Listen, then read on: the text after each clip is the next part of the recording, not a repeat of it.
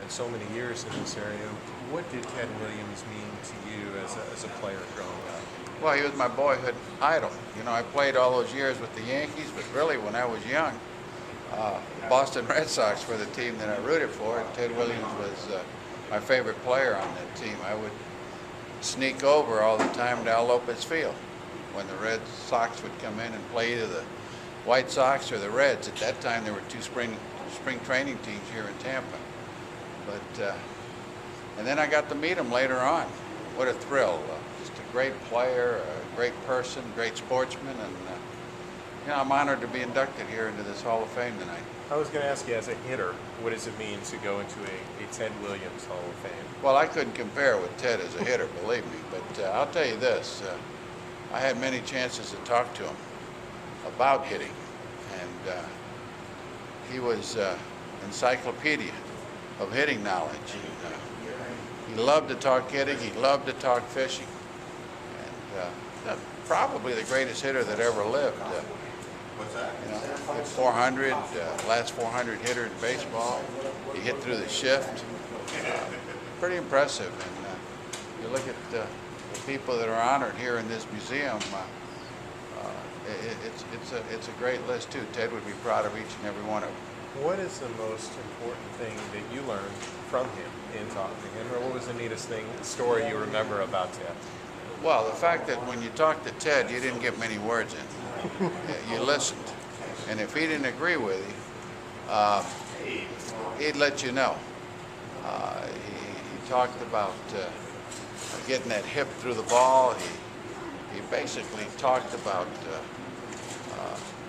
hitting the ball for power.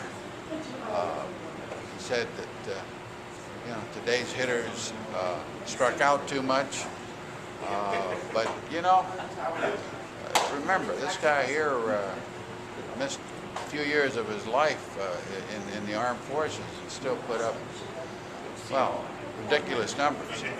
And to play that year that he hit 400, that last game where he could have sat out and hit 400, shows you the type of individual he was.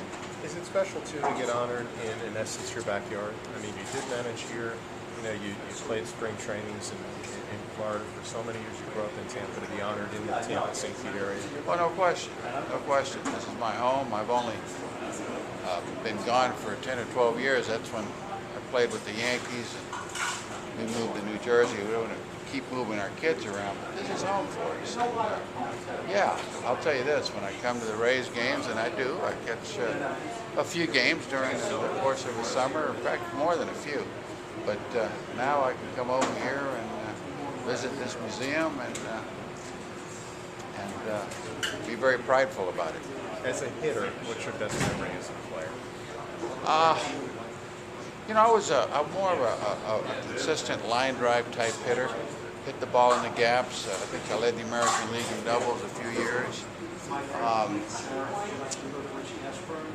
You know, I enjoyed hitting with pressure. I enjoyed hitting late in the game. Big moments, I liked them. You know, I remember my first big league hit. It was a double, my first at bat with the Kansas City Royals in 1969. I remember getting a few hits to win World Series games in extra innings. You know, I don't know how many times I hit 300, but it was quite a few times. But you know, what I remember more than anything else about my career, believe it or not, is the great teams I played on, the World Championships that we won, and the guys I played with or managed. That's what I remember the most. I know you still follow the game, so who are the hitters you enjoy watching today? Well, there are quite a few of them. The kid here at Tampa Bay at third base, Longoria, got a really, really nice swing. I like the right fielder from the Toronto Blue Jays, Batista. He's got a nice approach to hitting.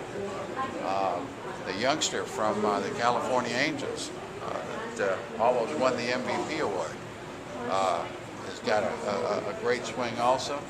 And then how about Cabrera that won the Triple Crown this year? A pretty good hitter. And I'm sure there's a lot more, but you know, today's hitters are they swing for the fences. What's amazing is that when I played, most of the hitters and even most of the coaches would teach either square stances or slightly closed. And now most of the stances are more open to get that ball lofted. I guess they pay for the home run ball, right? They do indeed. We appreciate a few minutes. Congratulations on your latest honor. Thank you. I'm thrilled.